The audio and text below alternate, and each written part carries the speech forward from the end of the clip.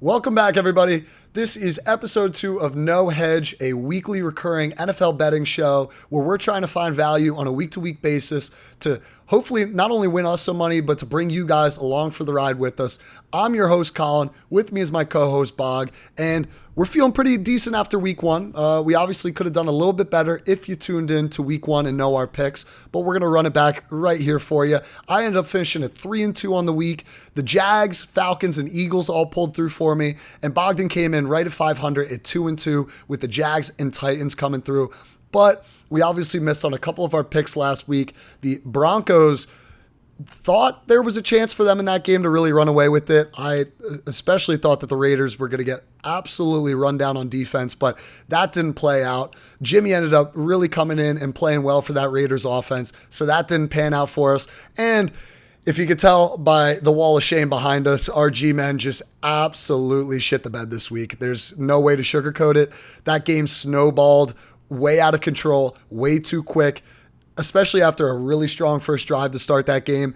Having your first field goal attempt blocked and taken back for a touchdown, obviously the momentum was against us right from the get-go after that play happened. So, you know, it sucks having a couple of your bets miss and coming in closer to the 500 mark, especially after the 1 o'clocks. Everything was looking really well. But hey, coming in at 500 for you, just above 500 for me, you got to be feeling good going into week 2 here. Yeah, and I'm feeling great, you know. I went 2-0 in fantasy this week, right? I wish the Giants would have pulled through, but hey, it happens. Either way, it feels good to get a couple wins coming off the back. You know, it's week 1. You don't know how teams are going to come out. So, you know, getting a few under your belt feels great. So let's just dive right into week 2. Yeah, absolutely. But I did want to give a little disclaimer before we dove into week 2 picks, because Bog and I learned something, and this is usually a yearly reminder when it comes to NFL betting and really just if you're a handicapper of any sports league. Every now and then, you really get swayed by a lot of the media attention, a lot of the hype in the public, in the way that people are talking about these games leading into them. And Bogdan and I let ourselves down this week. Obviously, I was happy with my 3-2 record and nothing wrong with him being in at 500, just losing money on the VIG this week. But we did miss out on a couple picks that we were feeling confident about all week, and we just want to touch on them right now because that was obviously a missed opportunity. And, you know, we're just starting the show. Not too many people are watching yet, so it's not like we really let anybody down.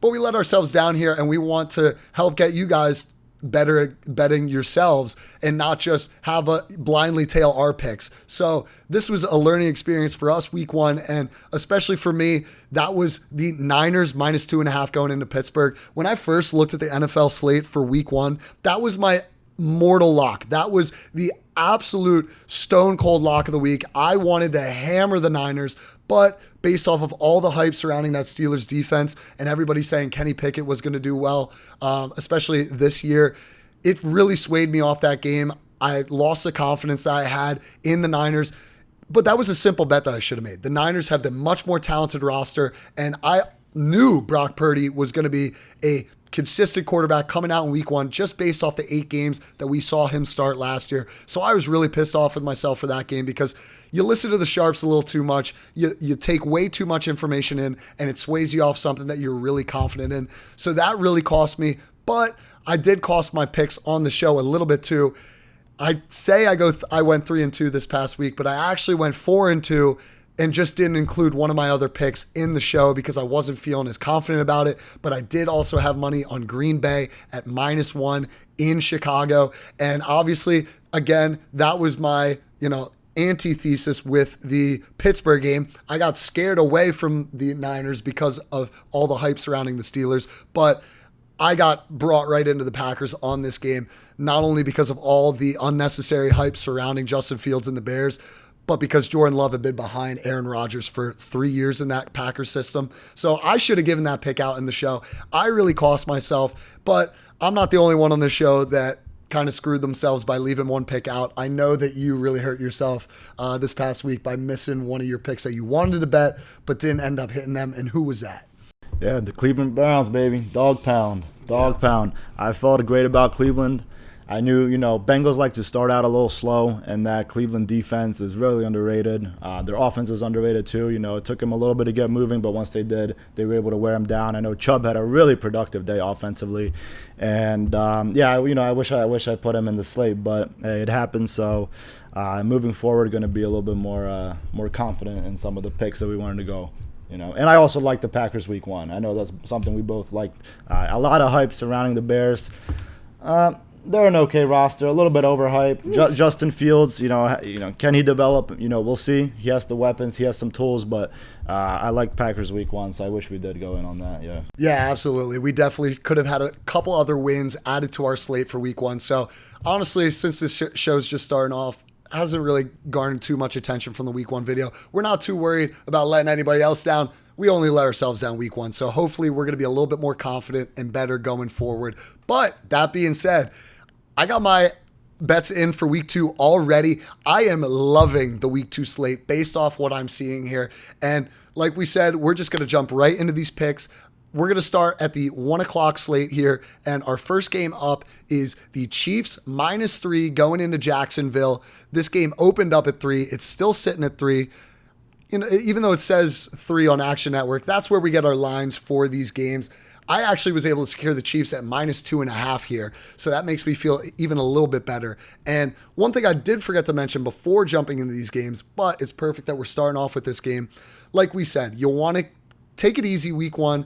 You're really just going off of hype and speculation. So I said last week, keep everything to a 1-unit bet. Well, now that we've actually seen a little bit of football be played, we can actually see these teams out in the field and see how they performed, how their game plans and how their schemes actually worked out in week 1. Now I'm a little bit more confident to up the stakes on a couple games where I'm feeling it fits. And that's going to be for this first game right here. I am bumping the Chiefs up to a 2-unit bet in this game. I really love the Chiefs bouncing back in this spot. And based off the smart money right now, it looks like the sharps agree. The Chiefs are getting 66% of the bets, but 93% of the money. So people are really feeling heavy on the Chiefs here. Now, Bog, I do know you're tailing me on this bet. I don't know, are you doing 2 units here, or is this just a simple 1-unit play for you? But regardless, you're on this game, so let's hear what you have to say about the Chiefs. I'm doing 2 units right with you. I'm doing 2 units. I love the Chiefs' value here. I know they had a tough game against Detroit. A game they probably should have won even without having Kelsey and Chris Jones. Having those guys back, hopefully. I know Kelsey's kind of on the line, but I think this is great value. You're not going to see the Kansas City Chiefs start out 0-2 most likely. So even though the Jags have a great team, they got a good division win. I think they're just going to be overmatched against the Chiefs. So, they might want a little bit of revenge for that playoff game, but I think Chiefs are a safe bet. I'm sure they'll want revenge, but I couldn't agree anymore there. I think that the Chiefs are a steal in this spot, especially historically. Backing Patrick Mahomes at -3 or less is historically profitable. So not only do I love it for that metric, but also the Chiefs are just the overall better roster in this spot. Trust me, we both bet the Jags in week 1. We like the Jags. We saw the value with them against the Colts in Indy. They did pull through. It was a little bit of a sweat. Almost got backdoor covered by 4th and 1 on the goal that Anthony Richardson almost scampered his way in. The play before that, they obviously had to bring in who even was a backup? Gardner Minshew ended up coming out on the field. We got nervous. We assumed that we were going to get backdoor covered. Did not. So even though we are high on the Jags week 1, the Colts hung in that game a little bit more than we expected. So considering you're now going up against the Chiefs offense and defense, which, mind you, let's think back to that Thursday night game, first game of the season. This Lions team is legit this year, and the Chiefs defense only allowed 14 points to that high-powered Lions offense because let's not forget Kadarius Toney was allergic to the football that day, couldn't catch anything to save his life. Glad Joe Shane got rid of him. Screw that guy. But he ended up costing the Chiefs because he gave up a pick 6 right off of his own hands. So if you really think back to how the Chiefs played in that game, their defense was strong. They really held down Goff, Amon-Ra, Jahmyr Gibbs, all those talented playmakers. I think that this is just a no-brainer. Take the Chiefs here. They are going to be pissed and hungry after coming out at home after being the reigning Super Bowl champions and losing on your home turf week 1. This is a no-brainer. Don't overthink it. The Jags let the Colts hang in for way too long, and even though the Chiefs last year were a little bit tough at covering the spreads, they were struggling at times, I think that this is going to be a big bounce back spot for them, especially like you said, they're getting Chris Jones now that he's got the 1-year deal locked up, and hopefully Kelsey's back this week because boy, do we need him. After you saw last week, everybody was dropping balls. But we're going to hope for a little bit of positive progression from the Chiefs this week and hope they bounce back in this spot. So we really like the Chiefs here. That is a 2-unit play. Hammer it. Don't even think about it. That's one of our locks for the week. And moving on to another 1 o'clock game here. We're both backing on this one as well. This isn't going to be a 2-unit play for me, but we've got the Ravens going into Cincy to play the Bengals. This game opened up at 3.5. It's still sitting at that figure. Bengals are the favorites in this one. And right now the sharp money is backing the Bengals in the spot. They're getting 42% of the bets and 66% of the money. Now, we're going to be on the Bengals here. Bog, let me hear why you're backing Joe Burrow after that abysmal week 1 where you did like the Browns but didn't take them. Yeah. I mean, you want to bounce back after having a horrible week 1, right? Like Daniel Jones and Joe Burrow had terrible weeks, just horrible. But you're coming in, it's a new week, it's a division opponent. Again, back-to-back weeks facing a division opponent. You're going to want to start off, redeem yourself at least because you don't want to start out 0-2 in the division, right? So I feel confident taking Joe Burrow here. I know he has their weapons. T. Higgins had an off week, had 0 fantasy points, got targeted a lot, but just didn't make anything out of it. 8 targets, and I got no points. Yep, no points. So, yeah, I think they're going to look to bounce back here. I know the Ravens, they had a comfortable win, and we took them for our survivor pool. So, that felt great. But I think the Bengals are a safer pick here. Yeah, with the Bengals in this spot, I just feel like anytime you get a team that comes out and looks that bad week 1, you've got to look for a good bounce back position. This is how a lot of people lose money betting on the NFL year to year. The problem is you got to keep in mind there is only 17 games played in the regular season for each team. On a week-to-week basis, anything can happen. So that's why, especially when it comes to the wall of shame back here, we're feeling good that our boy DJ is going to pop off this week and hopefully turn things around. And we're feeling the same for Joe Burrow. These teams struggled week 1. The Browns absolutely dominated Cincinnati in this game, and they just have to find some progression after week 1 in this spot. The Bengals have way too much talent. They have way too much firepower, not only on the offensive side of the ball, but their defense played well in Cleveland in this spot.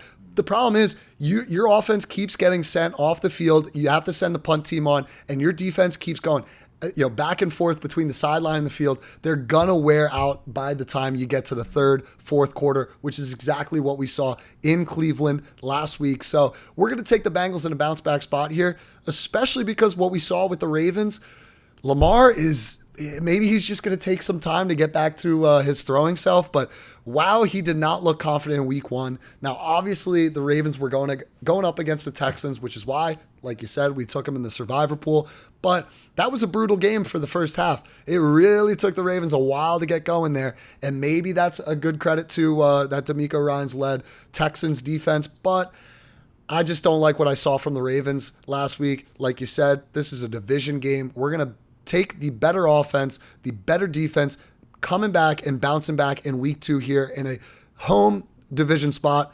Yeah, we're taking the Bengals. I don't know if it's a better defense or not because the Ravens defense is, they're pretty legit. Ravens defense is good too. But, they also lost Jake and Dobbins for the year, which really sucks for them. The guy just can't stay healthy, and I don't know if it's luck or what it is, but, it's a pretty big loss for them. Yeah, yeah, no doubt. I mean, like you said, they do have a good defense in Baltimore, but we're just, again, we don't try to overthink any of our picks here. We're taking the Bengals in the bounce back spot in this position, even if you got to get them at -3.5 with that hook on it. That went in our favor last week, at least for my picks, especially the Falcons and Jags both were laying a weird number. And most people would be turned away from a bet when it's laying a weird number like that. They want to get something 3 points or under just to get the safety of the field goal win. But both of those teams won by 2 possessions. This is another spot. You don't sweat the hook. You just take the better team. Moving on to our last 1 o'clock game here, we've got one of my personal picks. And I'm back in the Green Bay, not just betting, but I'm putting them in the show this week. I got to take Jordan Love in this spot again. It's going to be Green Bay going into Atlanta to play the Falcons. The game opened up at +1.5 in the Green Bay's favor, and now the spread is completely swung to Green Bay laying -1.5 in this spot. So a lot of sharp action coming in on the Packers here.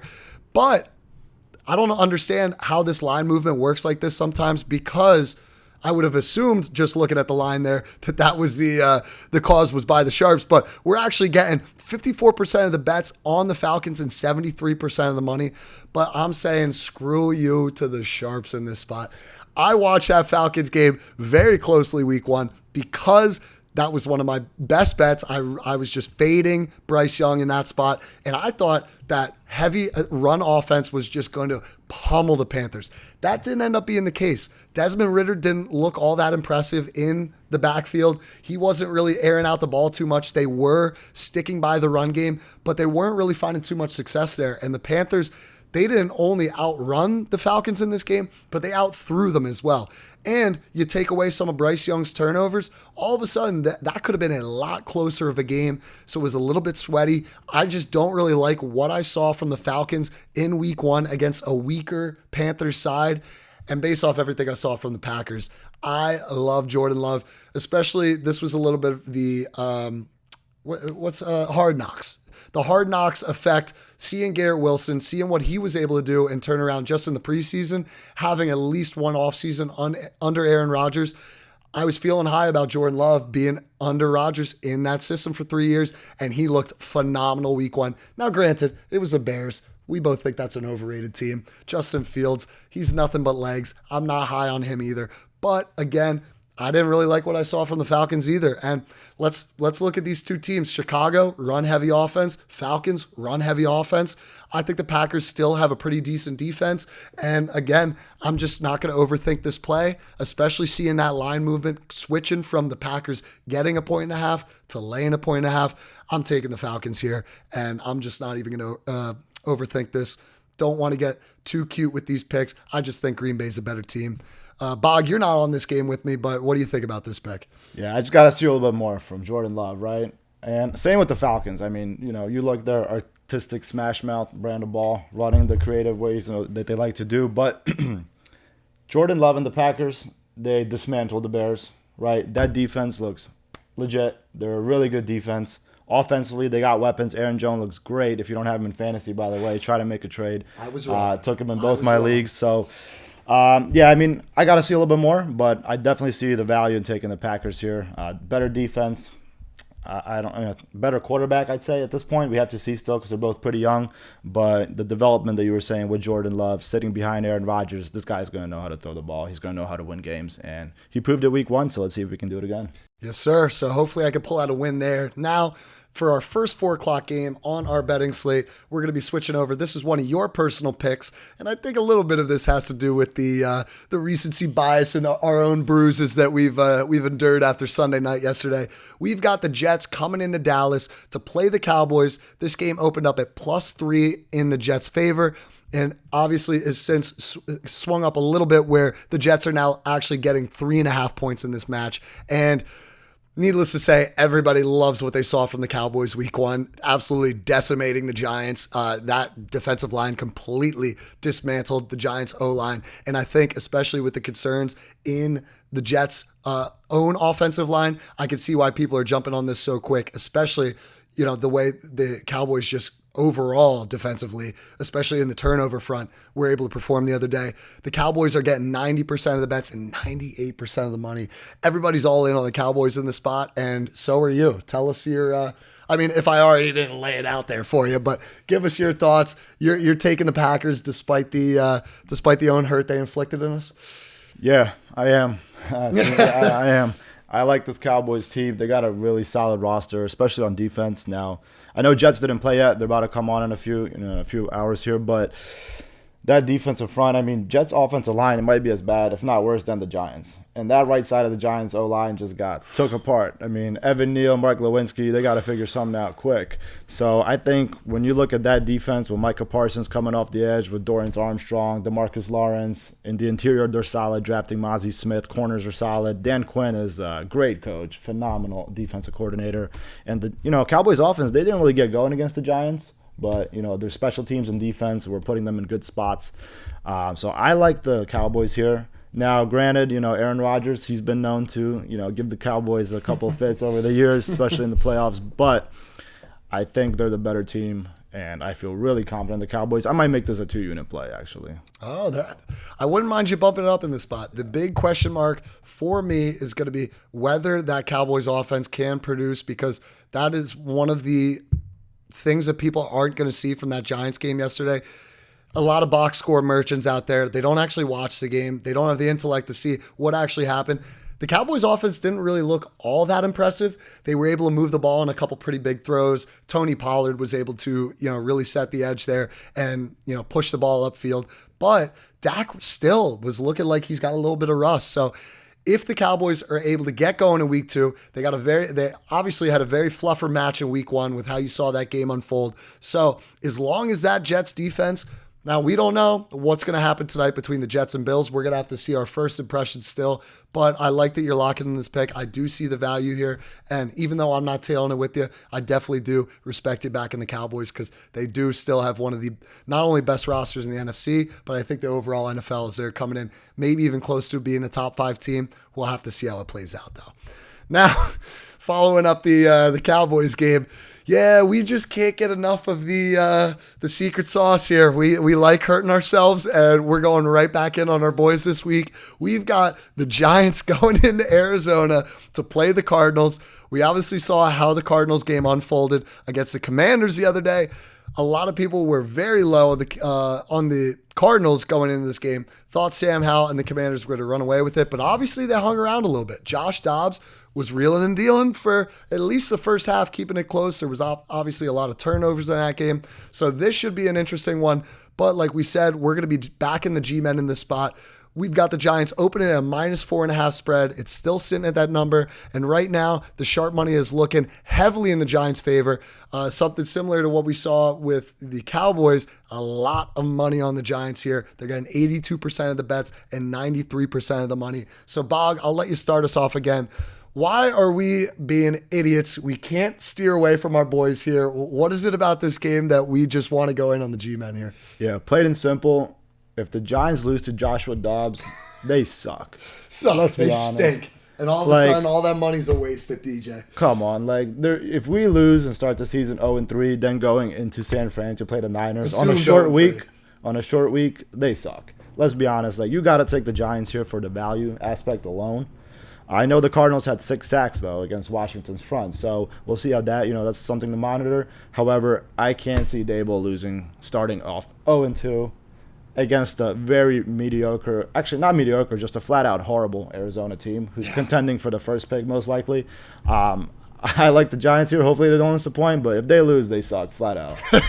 Absolutely. It's as simple as that. If our G-Men let us down in this spot against such a lowly Cardinals team with a guy in Josh Dobbs, who I got no disrespect to Josh Dobbs, but obviously he's not a top caliber NFL quarterback or even really middle of the road.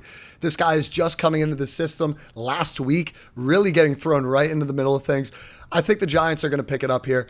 Like we talked about earlier when we were going over our recap from week 1 and giving a little mention to that Giants-Cowboys game. This is the problem with the NFL. Once your game plan gets away from you and you have luck variance hitting you from every angle, taking every opportunity to screw you over, like we saw in that game where the Giants have an amazing first drive, ran the ball so efficiently against the Cowboys, and then you get completely thrown off the rails with a blocked field goal getting taken back for a touchdown. That is the definition of luck variance. Then you get the ball back, you go 3 and out. That was obviously just a good possession by the Cowboys, shutting us down. But then the following possession, after your defense holds the Cowboys to 3 points in the red zone, makes a great stop. You get Saquon getting the ball jolted right out of his hands by a Cowboys DB's helmet, pops right into a linebacker or corner's hands. He runs it straight in for a pick six.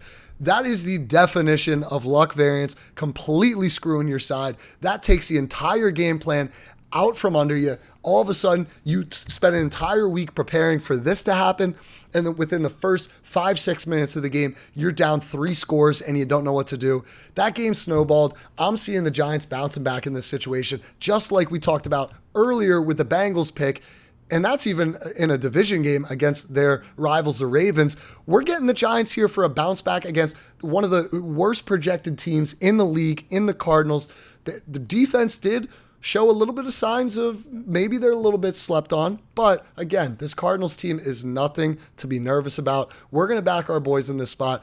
The Giants liked doing this last year too. They were in all of these close games, but you saw a couple of games against some lowly opponents. They were able to really pull away. So we're going to back the Giants in this spot. We're not going to overthink this spread, even though it's sitting at a weird number. And granted, -4.5, they just lost 40-0. So you're really going to take them by that big of a figure? Yeah, we are. Maybe we're idiots. Maybe we can't put our bias aside. But I truly, based on what we're seeing with the money metrics too, don't think this is too much bias of a pick. We think that this is really just a great bounce back spot. And historically, when you bet teams that play abysmal in week 1, they usually bounce back and look a lot better in week 2 and are covering at the spread. So again, this is another bounce back spot. We're going to take our G-men here. If you want to ignore this pick, I don't blame you. Obviously, from what we saw week 1, that was horrendous, abysmal. That was one of the few times I've actually turned a Giants game off. And I know it was tough for you to turn that game off, but I physically couldn't watch that game any longer. That's why this is going to be a great bounce back week for Dable and the G-men. Now, moving on, this is one of my personal picks here. I know you're a little bit skeptical about this pick and why I'm so confident in this game, but I really do feel strongly about this one based off what we saw in week 1. This is a perfect spot to fade a team that is riding so high with the public and another team which is a little bit under the radar. Now, they did get respect after their week 1 performance, but we'll have to see how week 2 pans out here because I'm buying into them. And that is the Patriots at home again against their division rivals, the Dolphins, coming in. Tua and Tyreek Hill are gonna want to impose themselves again. This spread opened at -2.5 and it's still sitting right at that figure. Not much of a line budge here. And the smart money is back in the Dolphins so far from what we've seen in the early line movements this week. The Dolphins are getting 62% of the bets and 72% of the money. So people are really liking what they saw in the Dolphins from week 1 in that really explosive back and forth shootout between them and the Chargers. But personally, I'm not seeing it. I saw what really shocked me was that Mac Jones could throw the football. I know he had a couple of games last year where he was airing it out and had really good passing numbers, but he did that against an Eagles defense that I thought was one of the top defensive rosters in the NFL. Now, I know you disagree with me there, and I'll send it over your way to give us a little bit more of your thoughts on the Eagles and how that, might cost me in this Patriots pick. But the Chargers last week absolutely ran all over the Dolphins. They should have won that game. Tyreek Hill is a freaking monster. Guy is not human. So obviously, it's going to be a little bit of a tough situation with Tyreek. But again, this is Bill Belichick in a division game. Mac Jones looked really good last week. They weren't really trying to get the run game going because the Eagles went up early off a couple turnovers right there in the first quarter. They also had a nice drive to start the game out themselves. So the Patriots were down really early and real quick. So they weren't really getting their run game going like they want to do on a week-to-week basis. So I think they're going to have a lot of success running the football this week, and just seeing Mac Jones throw the ball like that against who I thought was a pretty good secondary, that gives me a lot more confidence taking this division dog at home, getting points. And also, you can't go wrong with the Patriots defense. They really turned on against the Eagles after that first quarter, and there's obviously been a lot of hype around Bill Belichick and his defense and how he game plans and how he schemes. So I'm backing the Patriots here. Now I know you're a little bit hesitant. Let's hear about why this isn't necessarily something that entices you this week. Yeah, and this is a big division game, right? Patriots coming off, could have won there, let's be honest. And I love the Patriots defense. I thought they were going to give the Eagles offense some problems. I just didn't think they could put up as many points as the Eagles offense, but they did. I mean, they came pretty close. So I like Mac Jones. I like what you're seeing in terms of value. Now, Dolphins, I mean, they got probably the best offensive player in the NFL, the best wide receiver in the NFL for sure. No doubt about that. Tyreek Hill is the best receiver in football.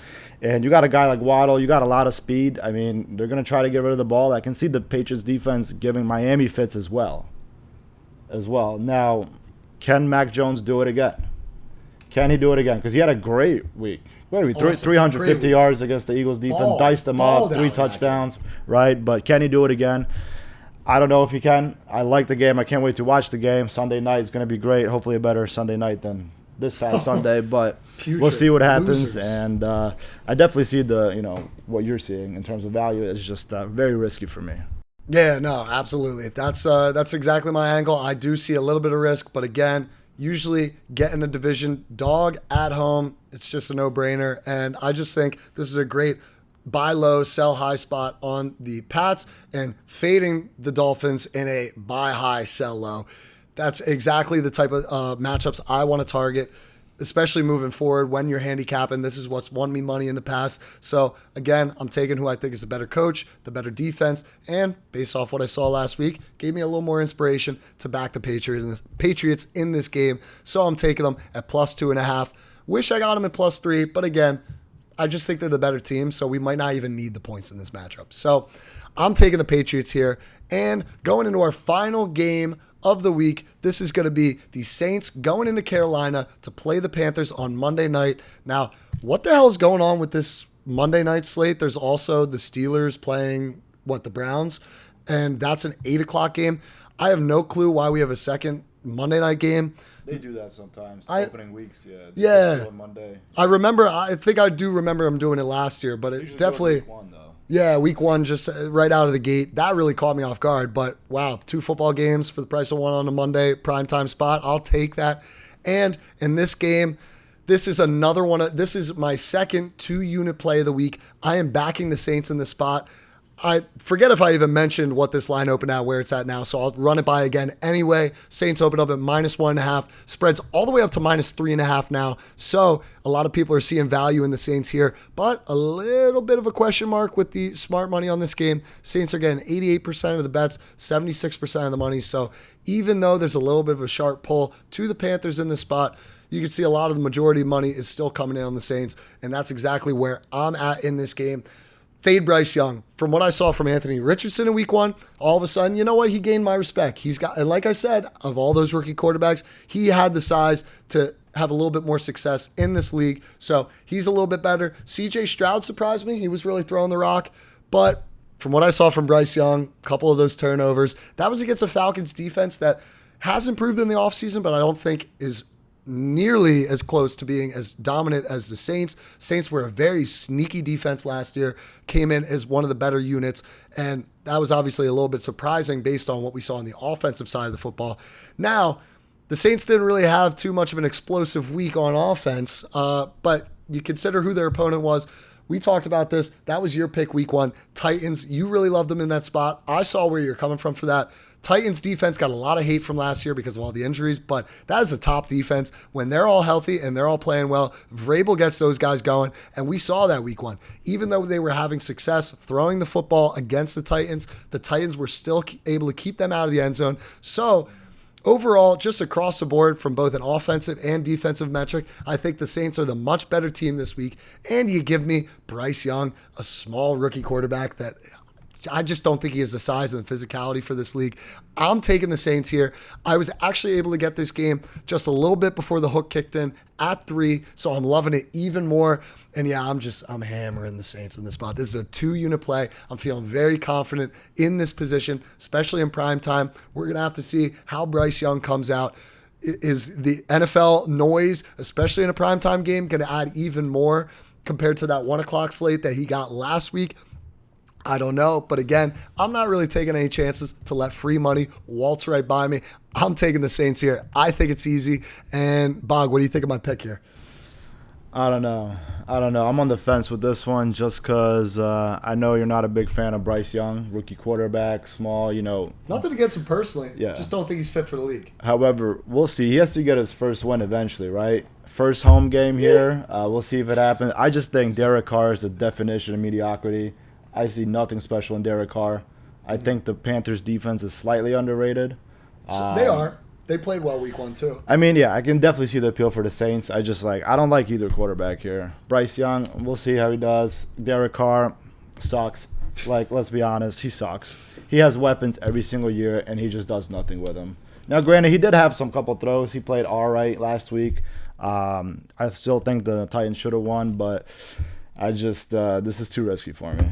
Fair enough. I do agree. I looked at Bog halfway through that Titans-Saints game because I was saying going into that game, don't sleep on Derek Carr. I think he is an upgraded quarterback for the Saints. And then all of a sudden, the turnovers started flying. And I really didn't like to see that. But again, I still think, especially after we saw Burrow have the week he did in week 1, even a guy like Derek Carr is going to find himself in a bounce back spot here. Yes, the Panthers D did play pretty well against the Falcons in the beginning of that game, and it was obviously Bryce Young and those offensive turnovers that really cost that defense. Like we said earlier, you keep getting sent on the field, your offense keeps punting or turning the ball over and putting you all on a short field. It's going to be tough to stay in those games. That's why we saw the Falcons run away with that, but I think the Saints are the best team in this division. So yes, even though this is a division game, a little bit weird with the Panthers being at home, I'm not overthinking this. I see value and I don't care about these narratives. Oh, it's a division dog. I like the division dog narrative when it goes in my favor, but I'm pretty high on the Saints here. That's why this isn't only a 1-2 unit play. Like I said, I'm taking the Saints with a lot of confidence here. I think they're going to have their way with this Panthers team, not only on the defensive side of the ball, but also the offensive side. So taking the Saints, not overthinking this one. And that concludes it for just our betting picks for the week. But if you tuned in last week, at the very end of the show, we like to give our survivor pick.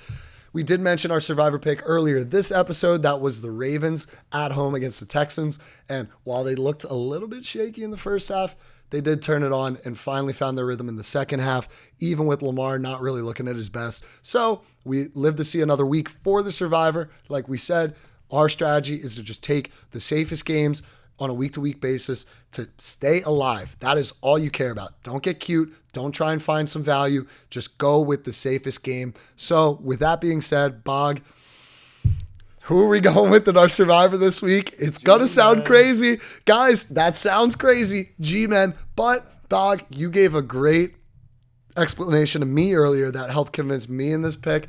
So run it by our viewers. Why do we like a team that got blown out at home 40-0 in week 1 as our survivor pick in week 2?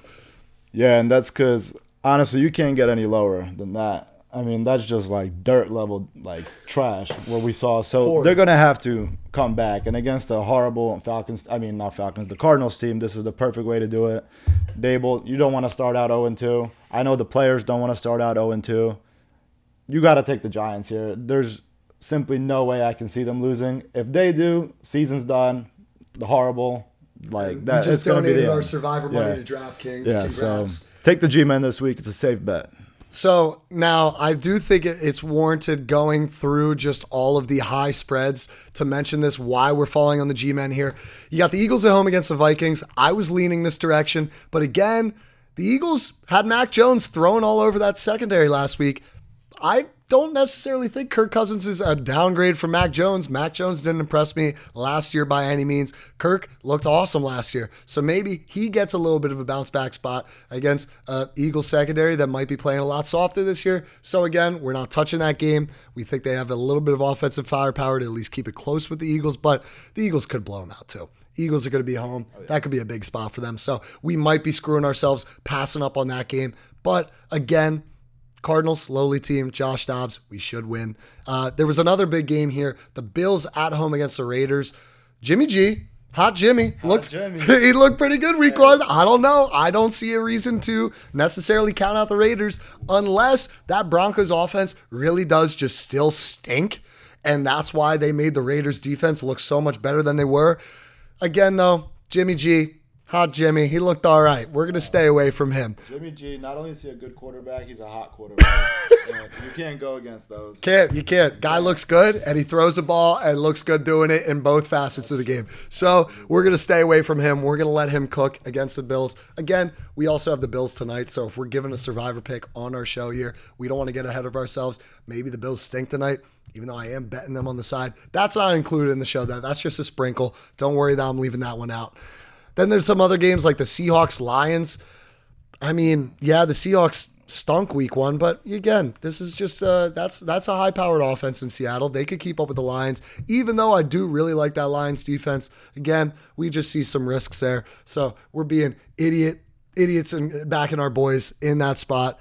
The last high spread game that would obviously be some survivor picks for people out there is the Niners on the road going into Los Angeles, play the Rams. That spread is started off at -4.5, is all the way up at 8. So you got to feel safe taking them at the money line. Well, I don't know. Matt Stafford looked pretty damn good week 1. I don't necessarily see any reason to be testing that, especially with the Niners going up against a very struggling Pittsburgh team. That defense got absolutely manhandled. Now, obviously, we know they're a really great defense. They should pick it up again this week and find their rhythm. But yeah, we're just not really seeing any value across the board.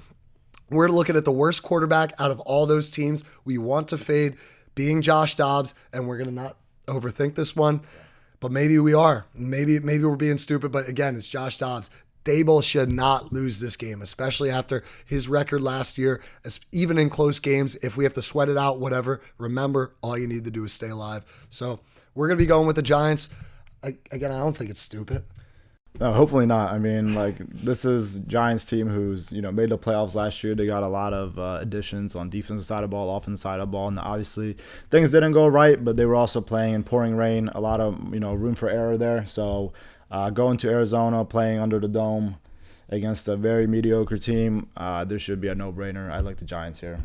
Also, Daniel Jones, I'm just going to say it, is so much better than Sam Howell. I mean, yeah, whatever. We got to give time for Sam Howell to develop. But that game was close last week based off the fact that Sam Howell was the starting quarterback. I don't think Howell is really that impressive. Like we said, maybe he'll develop over the year, but I think the Giants are going to come back. They're going to be tough in the spot. That's why we not only took them at the spread, but also our survivor pick. But we're running a little bit longer than we would like to for these episodes, so we're going to wrap it up there. We're not going to bore you any longer with our analysis on these games. But again, I'm feeling confident for week 2 here. I really love the slate. You heard we've got a couple 2-unit plays each, so bet responsibly. You decide whether you want to really back us in that confidence play. But again, I still don't think you're going to go wrong going with 1-unit plays across the board if you want to tail us that way either. But again, with that being said, please show us some love. We're a new channel. We got to get ourselves off the ground and moving, especially since we had a decent week 1, 500, 3-2. And like I told you, I was actually more of a ghost 4-2 and came away with a little bit of money in my pocket from week 1 here. We'll see if the Bills can add to that. Like I said, I just sprinkled a little bit tonight. I think they're going to be the better team against a very hyped up Jets team. So, comment, subscribe. Tell us, do you think we're idiots taking the Giants in the survivor pool? Not even just the spread, but the survivor. Tell us off in the comments if you want. Let us know if you love our picks too. We want to get your feedback. We want to get people involved and get them into a little community on this channel where we can start making consistent money and getting people a little bit more responsible with their NFL betting. So we had a good week 1. Let's hope it comes back and we have another strong week 2, even better. So we're above that 500 threshold. Thank you for watching, and we'll see you again in week 3 for No Hedge.